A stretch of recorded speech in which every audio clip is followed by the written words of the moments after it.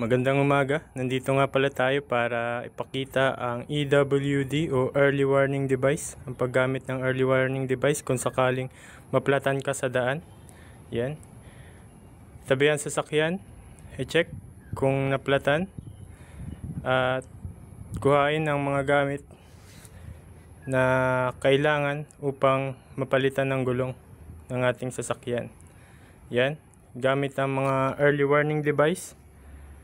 Ito ay magsisilbing safety tools natin para mas lalong maiwasan ng aberya. Yan, humakbang ng 6, ilagay doon. Sa 6 ay nagsisilbing 6 meters sa hulihan. At ang isa pang device ay ihahakbang din natin ng 6 meters o tansya natin na 6 na hakbang natin. Lalagay natin sa unahan para maging warning sa mga darating na motorista. Yan. At ilabas natin ang mga tools, jack at yung mga wrench. Yan. Yan ang ating mga tools at mga kailangan upang makapagpalit ng gulong.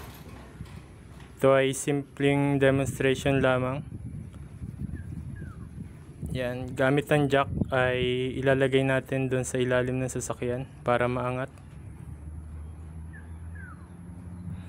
yung ating gulong para makalas natin ng maayos. Yan ang ating jack. Yan, tatapat natin doon sa ilalim, doon sa bakal doon. Tapos kukuhain natin yung stick na pangangat. Yan, nakatapat na siya. Okay, tinatapat natin yung ano doon sa bakal. Yan. Ito yung stick na ginagamit doon sa sa paggamit ng jack. Higpitan natin para umangat yung jack para pumasok yung hangin. Yan. Bomba. Tapos aangat na yan.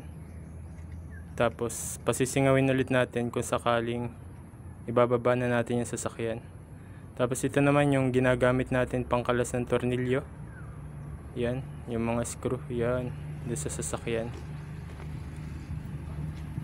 Ito ay simpleng demonstration lamang ng paggamit ng jack. At pag natapos na tayo makapagpalit ng gulong, ay babalik natin ng ayos ang ating mga gamit upang makapaghanda na ulit tayo sa biyahe. Yan. Linisin natin yung ating paligid. Huwag tayo mag-iwan ng tools sa daan na maaaring makadisgrasya ng ibang motorista. Yan, check natin. Tigpit. Yan yung ating mga early warning device. Pagliligpit ng early warning device.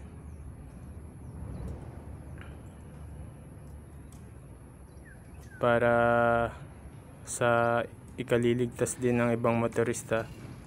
Yan.